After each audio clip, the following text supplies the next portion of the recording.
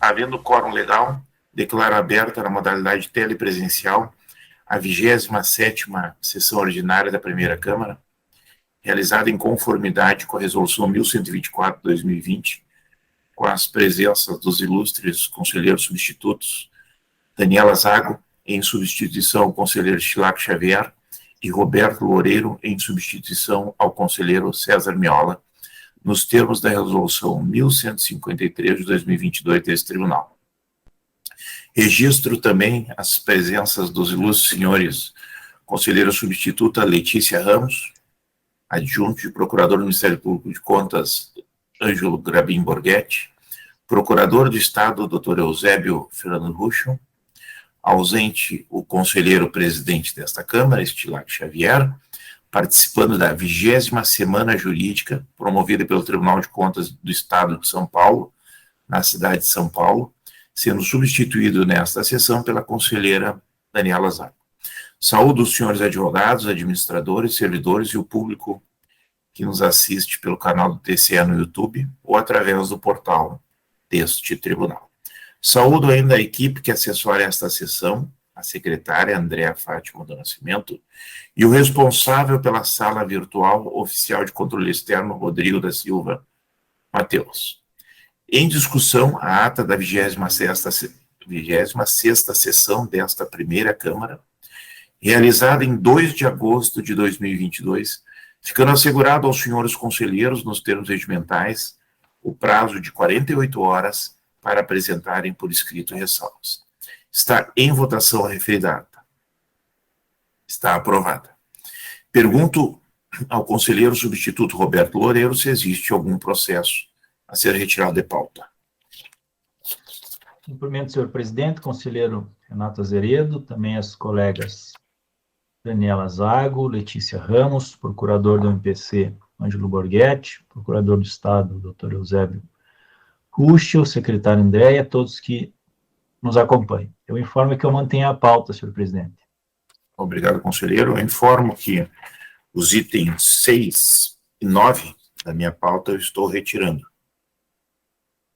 É o processo 9879/18-0, se trata de uma auditoria de admissão, Executivo Municipal de Barra do Guarita, assim como o item 9, que é uma tutela de urgência no Instituto de Previdência do Estado. Neste item 9, em razão da ausência da conselheira Heloísa Pitinini, que se declarou vinculada ao presente processo.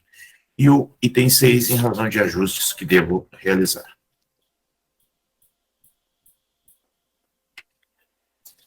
Nesse sentido, então, o conselheiro Roberto Loureiro, não há uma preferência de relato primeiro. Vamos registrar aqui. É um processo da minha pauta. Item 8º, processo de número 250.200/20-1 da Secretaria da Fazenda do Rio Grande do Sul, contas ordinárias referente ao exercício 2020. Interessados, senhor Jorge Luiz Toneto e Marco Aurélio Santos Cardoso. O solicitante, então, senhor Marco Aurélio Santos Cardoso. Este processo, então, que passo a relatar, em razão da preferência solicitada, trata-se do processo de contas ordinárias dos nominados senhores Jorge Luiz Toneto e Marco Aurélio Santos Cardoso, administradores da Secretaria da Fazenda, no exercício de 2020. De imediato, importa destacar que, em atendimento ao parágrafo único do artigo 4º da Instrução Normativa 05 de 2012, tramita nesta Corte inspeção especial de número 14.635.0.200/18-6, relacionada ao exercício aqui examinado, porém sem decisão que determine a sua vinculação ao presente processo de contas de gestão. Destaca-se outro sim, que a auditoria realizada por esse tribunal não evidenciou inconformidades passíveis de relatório e que a documentação relativa às contas de gestão está de acordo com o previsto no artigo 2º da Resolução 1060 de 2016, tendo sido encaminhada dentro do prazo estabelecido na referida resolução, Registra-se, entretanto, a existência de aponto específico no item 2 da documentação quanto ao não encaminhamento das cópias das declarações de bens e rendimentos. Relativamente ao item 3, relatório e parecer de auditoria da CAGE, o parecer do órgão de controle interno foi que, exceto os itens constantes no relatório que o acompanha, as contas dos administradores representam adequadamente a execução orçamentária e o resultado das operações referentes ao exercício findo em 31 de dezembro de 2020. A instrução técnica, após o exame dos esclarecimentos, concluiu pelo afastamento dos apontes: 1. Sequestros judiciais a regularizar. E 2. Inscrição em responsáveis da CAGE, mantendo, todavia, as seguintes irregularidades para fins de adoção de medidas corretivas e sem sugestão de responsabilização do gestor. Da consolidação. 2. Das cópias de declaração de bens e rendimentos referentes aos agentes indicados no artigo 2º, item 1 da Resolução 963/2012, não foram remetidas ao Tribunal de Contas do Estado em meio digital, conforme previsto no artigo 2º da Instrução Normativa 01 de 2015. Da CAGE. Realização de despesas sem cobertura contratual no montante de R$ 7.918,61, manutenção parcial da ponte. O Procurador-Geral do Ministério Público de Contas, Geraldo Costa Camino, no parecer 950 de 2022, em anuência às considerações tecidas na análise procedida pela supervisão, opina pelo afastamento do aponte no que se refere ao contrato de locação com Erna Lutz Cordone, da mesma forma como decidido nas contas de 2019, e que as inconformidades restantes acima referidas devem ser mantidas.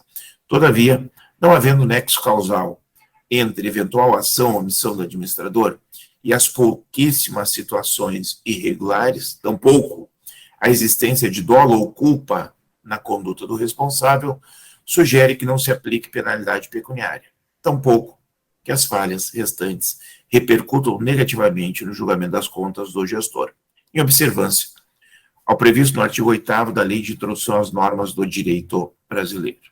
Ainda entende o órgão ministerial que não existem irregularidades de responsabilidade do senhor Jorge Luiz Toneto em face do exíguo período que esteve no exercício do cargo secretário da Fazenda.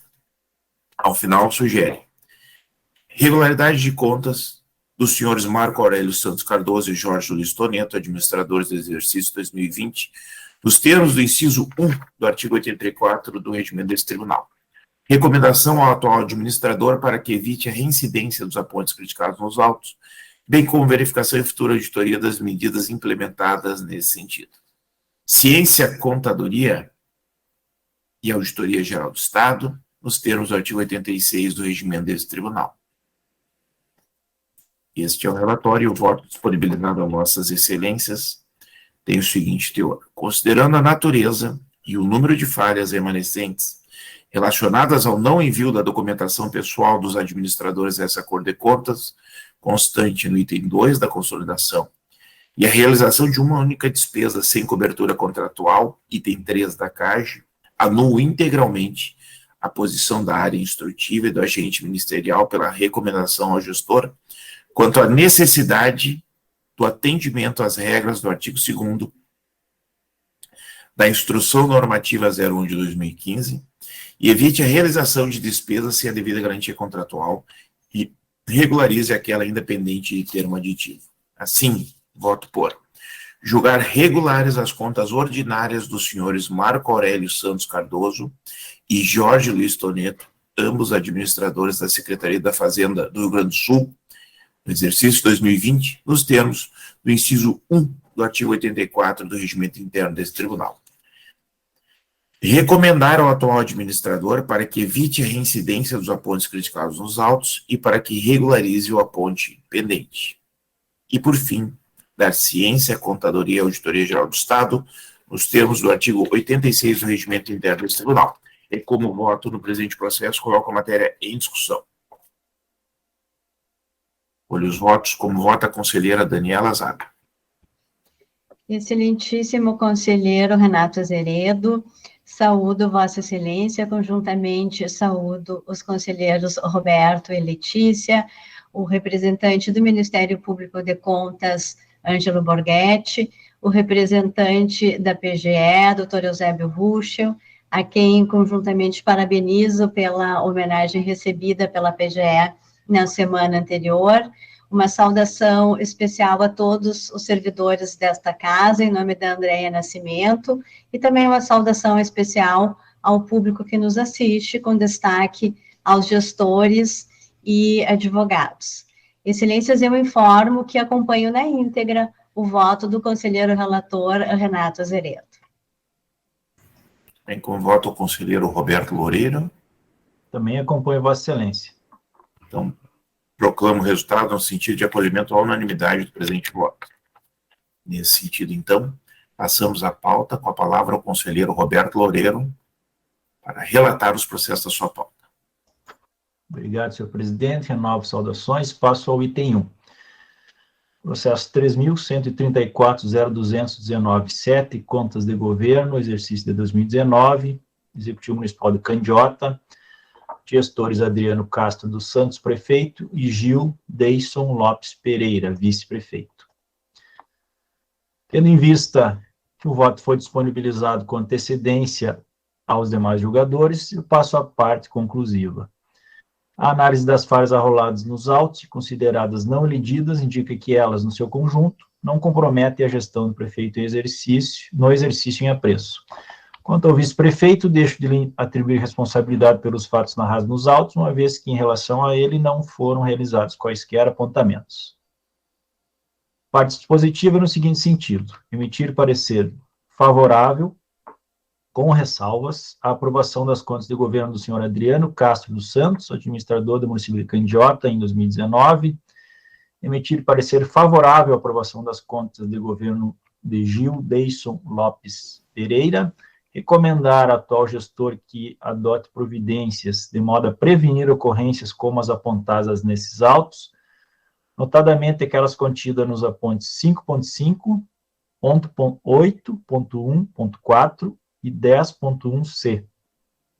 Alertar a atual administração para que promova a matrícula até 2024 de pelo menos 50% das crianças de 0 a 3 anos de idade em creches, conforme a meta 1A do Plano Nacional de Educação, dar ciência do inteiro teor desse relatório e voto e da decisão que vier a ser prolatada ao Sistema de Controle Interno do município, remeter a matéria à Câmara de Vereadores do município de Candiota para fins do julgamento estatuído no parágrafo 2º do artigo 31 da Constituição da República, uma vez observados os conceituários legais, regimentais e após o trânsito em julgado da decisão. Esse é o voto.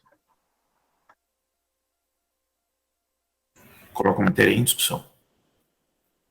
Com o voto, a conselheira Daniela Zago. Acompanho o voto do conselheiro Roberto Loureiro. Também acompanho o voto do relator.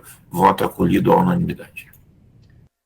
Item 2, processo 14.776.0222.2.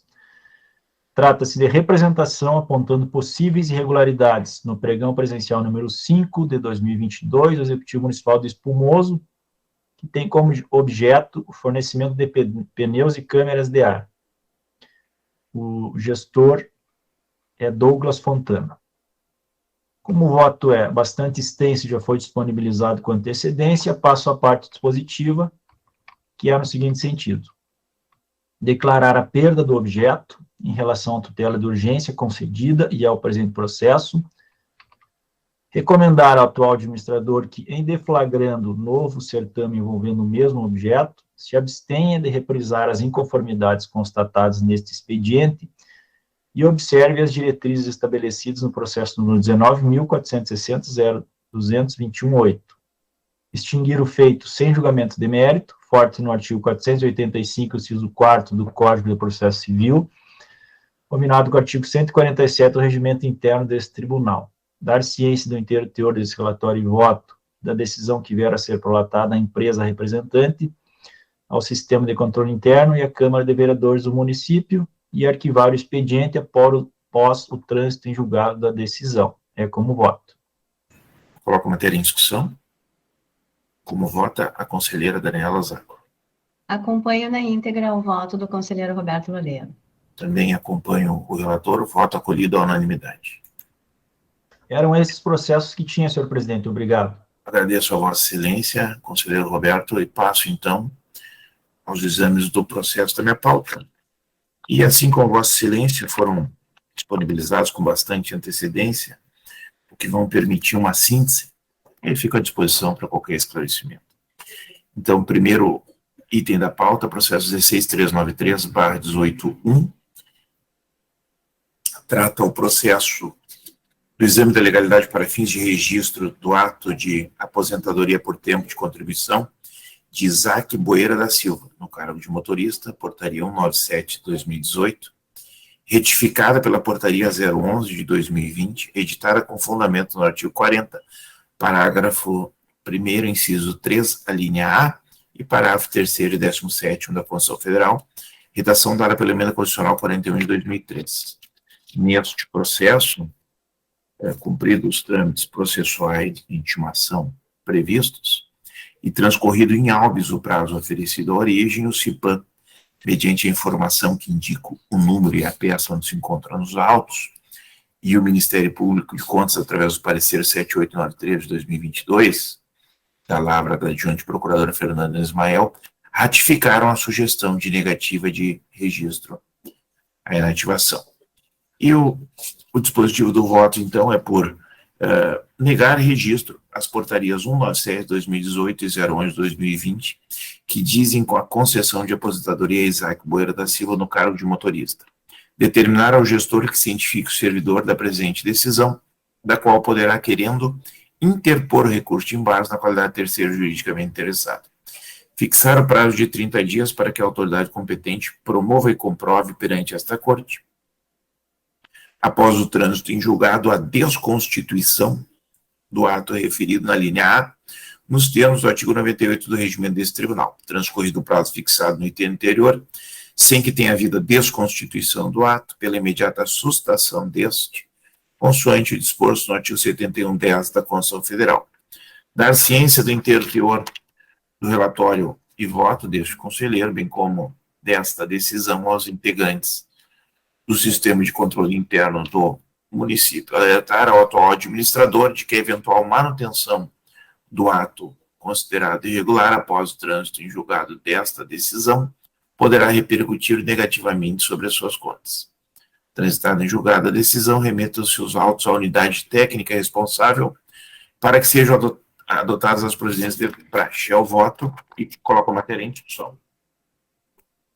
Como vota a conselheira Daniela Zago?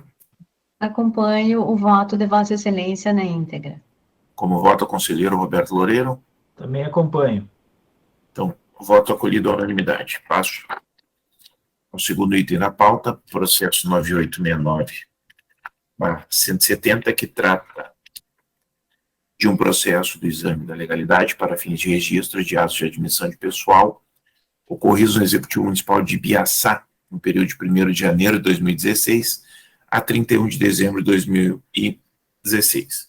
Os autos foram encaminhados à SAP, Serviço de Auditoria de Pensões e Inativações, para análise dos esclarecimentos. Feita a análise, o órgão técnico entendeu, quanto ao ato admissional da servidora Kátia Pereira da Rosa, para o cargo de professor psicopedagogo, que, embora se reconheça a existência de irregularidade, consistente em exigência de requisito para a posse não prevista expressamente na lei de criação do cargo de professor, o certame transcorreu sem outras irregularidades. Assim, opinou pelo registro do ato admissional. Por fim, sugeriu a substituição da síntese conclusiva do relatório. Faço todo o registro. O Ministério Público de Contas, encerrando a instrução, ele exara parecer de número 15/267/2021, palavra da doutora Fernanda Ismael, opinando, pelo registro dos 21 ingressos decorrentes de concurso público, constantes do modelo 1, título 1, item 2 e 52, uma vez que realizados em consonância com os princípios esculpidos no artigo 37 da Constituição Federal. Pelo registro dos 3 ingressos decorrentes de processo seletivo público, constantes do modelo 1, título 17, itens 52 e 86, porque processados em conformidade com o prescrito no artigo 37 da Constituição Federal. E esta Constituição, com o texto da emenda 51 de 2006, pela emissão de alerta ao administrador sobre as observações contidas nesse parecer, em especial acerca da necessidade de promover a efetiva capacitação legalmente exigida para o exercício da atividade de agente de combate a endemias de Aniquele Pegoraro, efetuar a transposição para o regime estatutário do odontólogo Jonas Alberto Valmorbida e estabelecer na legislação municipal que rege a matéria as atribuições e requisitos de provimento do cargo de professor pedagogo, e pela inclusão da matéria acima em itens a auditar para exame em futura auditoria. Esta é a manifestação e o voto na esteira da área técnica do MPC é no sentido, então, de registrar os 21 ingressos decorrentes de concurso público constantes do modelo 1, itens 2 e 52, uma vez que realizados em consonância com os princípios fixados no artigo 37 da Constituição Federal.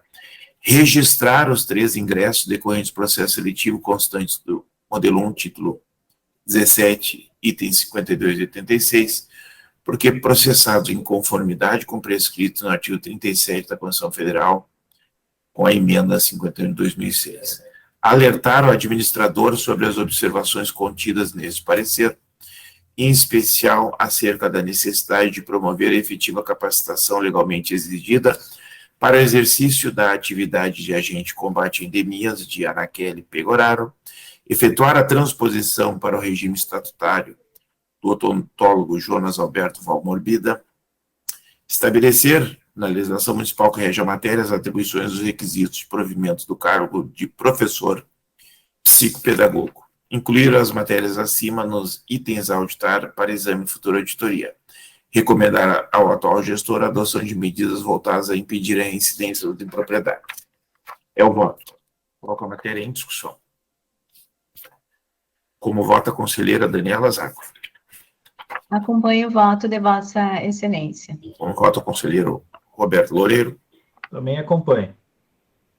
Então, proclamo o resultado no sentido de acolhimento à unanimidade. Passo ao próximo voto de número 12358/170, que trata do processo de exame de legalidade para fins de registro de atos de admissão de pessoal ocorridos na Fundação de Saúde Pública São Camilo, Esteio, e o período que abrange é 1º de janeiro de 2012 a 31 de dezembro de 2015.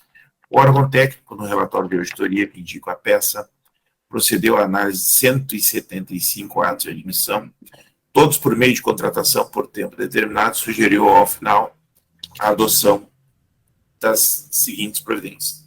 Seja negado o registro a um ato de admissão decorrente da contratação de tempo determinado indicado no modelo 2, título 2, item 53, por contrariar o inciso 9 do artigo 37 da Constituição Federal. Seja declarada a ilegalidade administrativa atualmente sanada em relação a 174 atos de admissões decorrentes de 19 resoluções administrativas arrolados no modelo 5, título 2, item 23, em razão de já se encontrarem desconstituídos. Seja responsabilizada a autoridade competente pela prática das irregularidades indicadas nas letras A e B retro, nos termos do artigo 135 do Regimento Interno, combinado com o artigo 48 da Lei 11.424 de 2000, tendo sido realizadas 16 admissões irregulares no período da senhora Liege Lenice dos Santos Jesus, 114 atos admissionais irregulares no período da senhora Tatiane Ferreira de La Paz e 45 admissões irregulares no período do senhor Norberto Bierhaus. Para fins de encerramento da instrução processual, os autos foram remetidos ao Ministério Público de Contas por intermédio de parecer de número 14449/2019 da Lavra de Ângelo Borghetti, anuiu as análises efetuadas pela equipe técnica e SAEM. E o voto, então, disponibilizado a Vossa Excelência, é por negar registro ao ato de admissão decorrente de contratação por tempo determinado, indicado no modelo 2, título 2, item 53, por contrariar o disposto no inciso 9 do artigo 37 da Constituição Federal. Declarar cessada a ilegalidade administrativa em relação a 174 atos de admissão decorrentes de contratação por tempo determinado, arrolados no modelo 5, título 2 item 23, em razão de se encontrarem desconstituídos, e recomendar ao atual gestor a adoção das medidas voltadas a impedir a reincidência das impropriedades apontadas. Eu voto, coloco a matéria em discussão. Como vota a conselheira Daniela Zago? Acompanho o voto de Vossa Excelência. Como vota o conselheiro Roberto Loureiro? Igualmente acompanho. Então, proclamo o resultado no sentido de acolhimento à unanimidade. O item 4 da pauta trata-se do processo de número 854/188, que diz respeito ao exame da legalidade para fins de registro dos atos de admissão de pessoal ocorridos no Executivo Municipal de Capão da Canoa, no período de 1º de janeiro de 2016 a 31 de dezembro de 2017. A equipe de auditoria, no relatório que indica a peça dos autos, procedeu à análise de 22 atos de admissão, sendo 10 por concurso público e 12 decorrentes do processo seletivo. Destes atos, 20 foram julgados pela primeira Câmara dessa Corte em sessão realizada em 18 de dezembro de 2018. Decisão da primeira Câmara, o processo número 1143/2018. Com trânsito em julgado dos processos judiciais, retorna o processo para exame da legalidade para fins de registro de 2 atos de admissão de pessoal que estavam sobrestados enquanto se aguardavam as decisões definitivas das ações judiciais, que indicam aqui o número dos autos, conforme a linha C da decisão da primeira Câmara de número 1143/2018. A linha C, passo a ler. Sobrestamento enquanto se aguarda as decisões definitivas das ações judiciais indicadas, a análise quanto à legalidade de 2 ingressos decorrentes de concurso público arrolados no modelo 3, título 1, item 13, de acordo com o contido no artigo 9º, inciso 9 do regimento desse tribunal.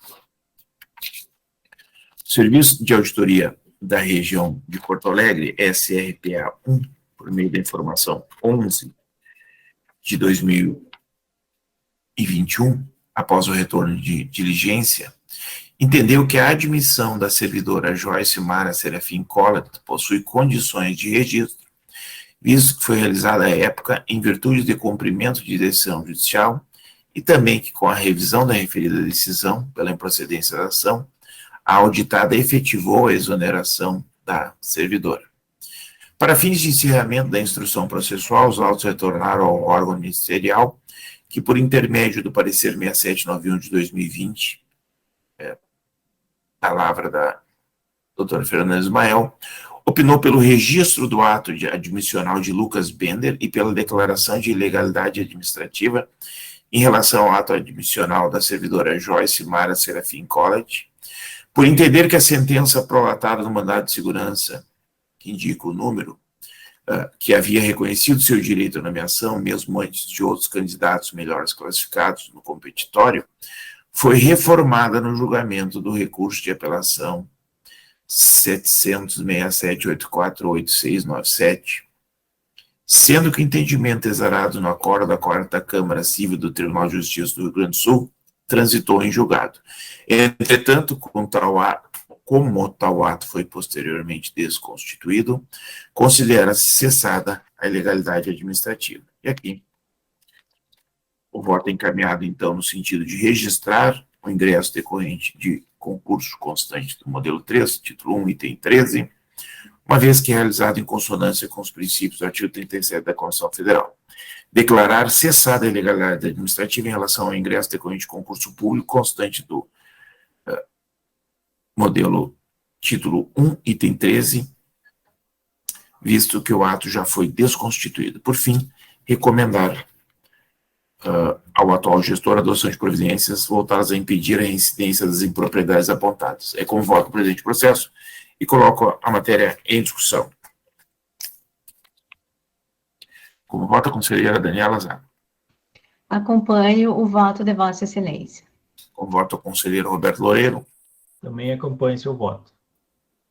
Então, proclamo o resultado no sentido de acolhimento à unanimidade do presente voto.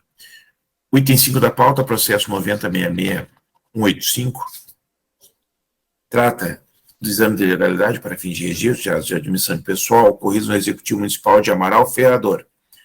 Período abrangido é 1º de janeiro de 2017 a 31 de dezembro do mesmo ano.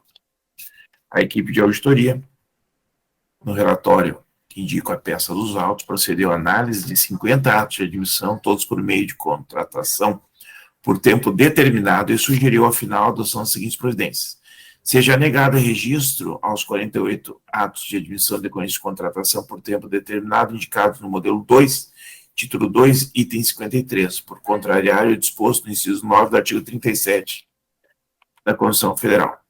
Seja declarada a ilegalidade administrativa atualmente sanada em relação a 2 atos de admissão decorrentes de contratação por tempo determinado, arrolados no modelo 5, título 2, item 23, em razão de se encontrarem desconstituídos.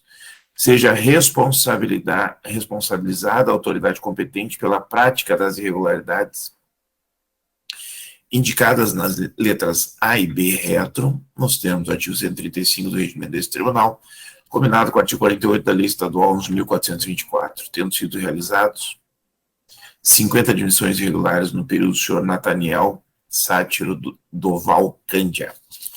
Os autos foram encaminhados ao Ministério Público e consta que, por intermédio do parecer 8677 de 2019 da Lavra do procurador Ângelo Borghetti, opinou em anuência à área técnica, a análise por ela efetuada. E o dispositivo do voto encaminhado a vossas excelências é no sentido, então, de negar registro aos 48 atos de admissão decorrentes de contratação por tempo determinado, indicados no modelo 2, título 2, item 53, por contrariar o disposto no inciso 9 do artigo 37 da Constituição Federal. Declarar cessada a ilegalidade administrativa em relação a 2 atos de admissão decorrentes de contratos por prazo determinado, arrolados no modelo 5, título 2, item 23, em razão de já se encontrarem desconstituídos. Recomendar ao atual gestor a adoção de medidas voltadas a impedir a reincidência das impropriedades. Então, o voto coloca a matéria em discussão. Como vota o conselheiro Roberto Loureiro? Acompanho o voto de excelência. Como vota a conselheira Daniela Zago? Da mesma forma, acompanho o voto de Vossa Excelência. Então, proclamo o resultado no sentido de acolhimento à unanimidade.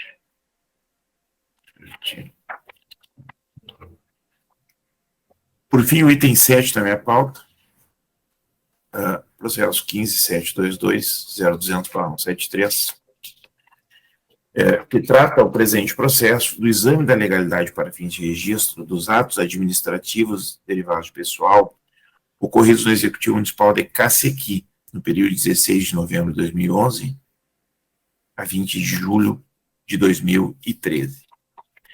A equipe do Serviço Regional Santana do Livramento examinou a matéria no âmbito do relatório de auditoria, folhas 42 a 44, e indicou a peça, e concluiu pela regularidade de 2 atos de readaptação ocorridos no período, indicados no modelo 9, título 9, item 55. Os autos foram encaminhados ao Ministério Público de Contas, que exarou o parecer 8186 de 2018, da Lavra do Dr. Ângelo Borghetti, manifestando-se pela regularidade do ato de readaptação da servidora Deolíngela Maria Flores de Souza.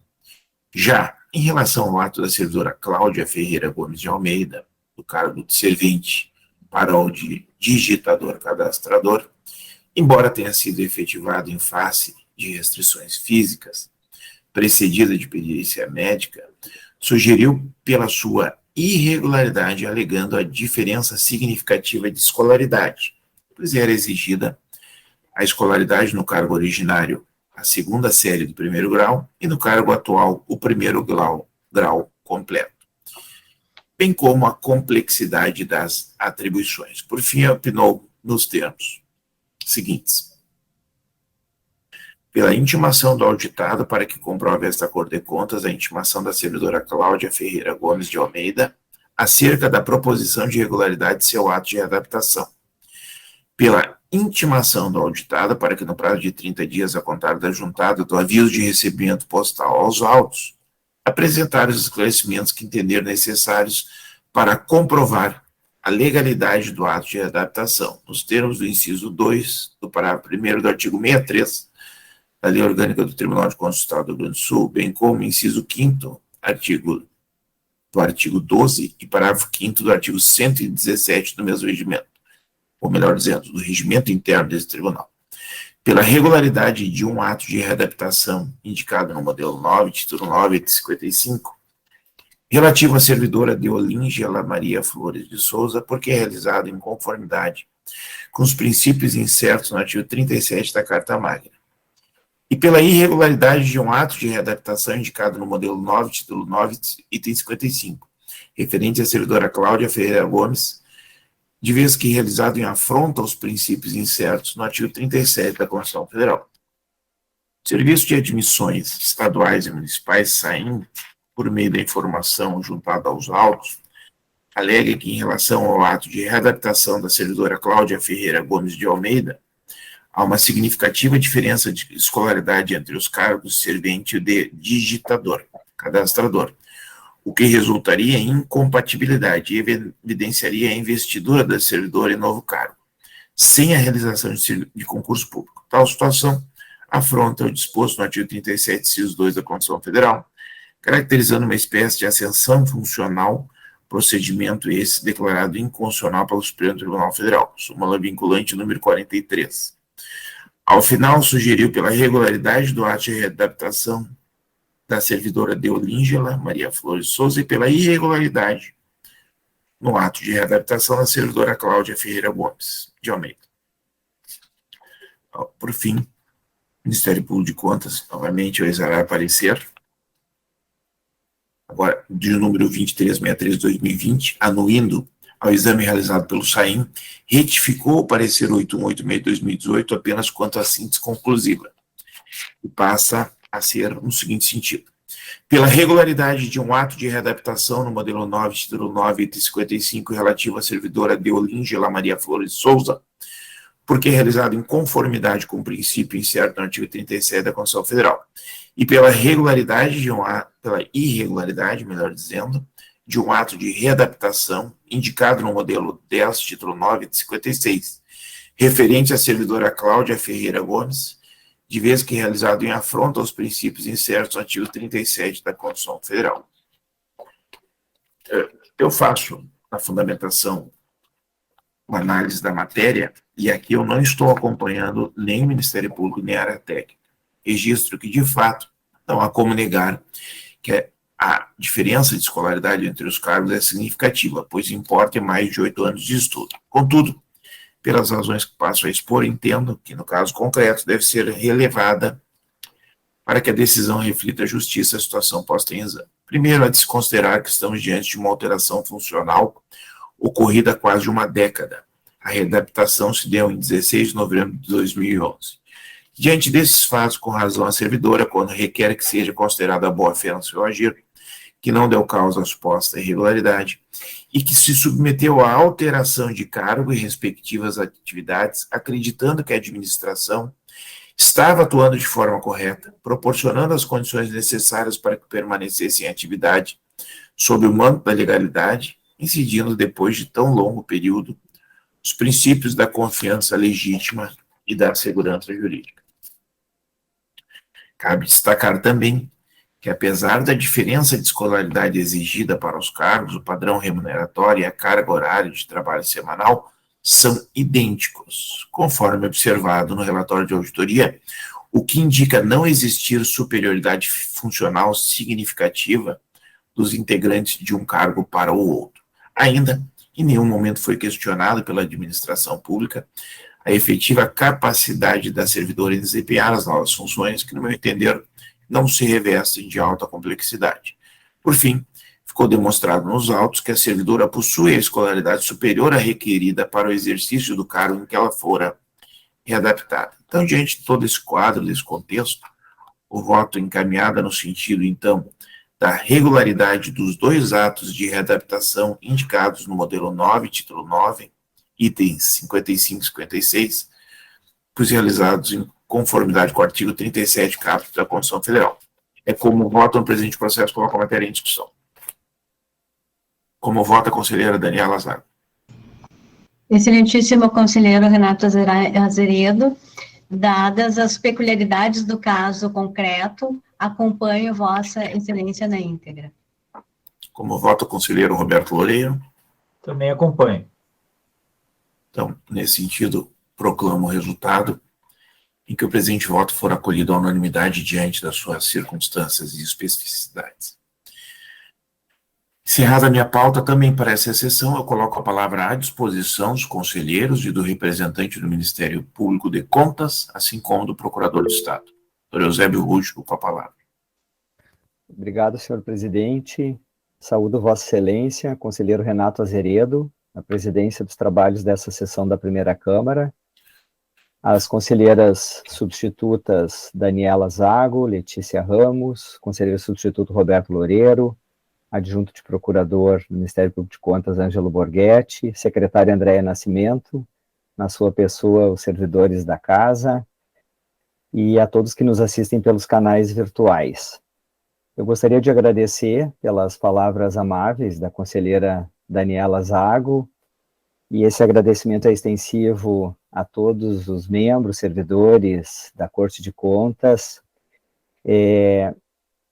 A doutora Daniela Zago estava se referindo à cerimônia de descerramento do meu retrato na Galeria dos Ex-Procuradores Gerais, na terça-feira da semana passada, e justifico, inclusive, a minha ausência à sessão desta primeira Câmara.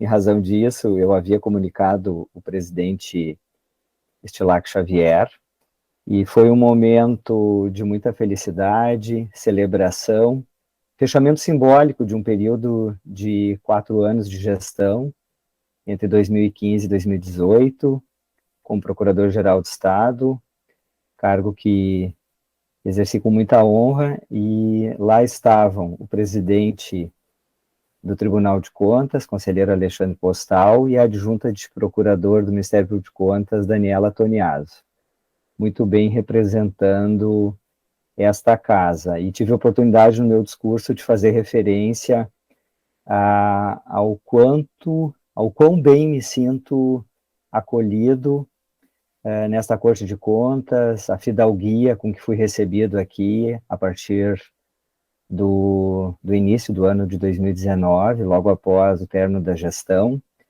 e a honra também de exercer a nobre missão de representante dos interesses da administração pública estadual perante esta casa. Então, renovo meus agradecimentos a Vossas Excelências, a todos que elaboram nesta Corte de Contas e colegas com quem eu tenho a alegria de trabalhar no dia a dia.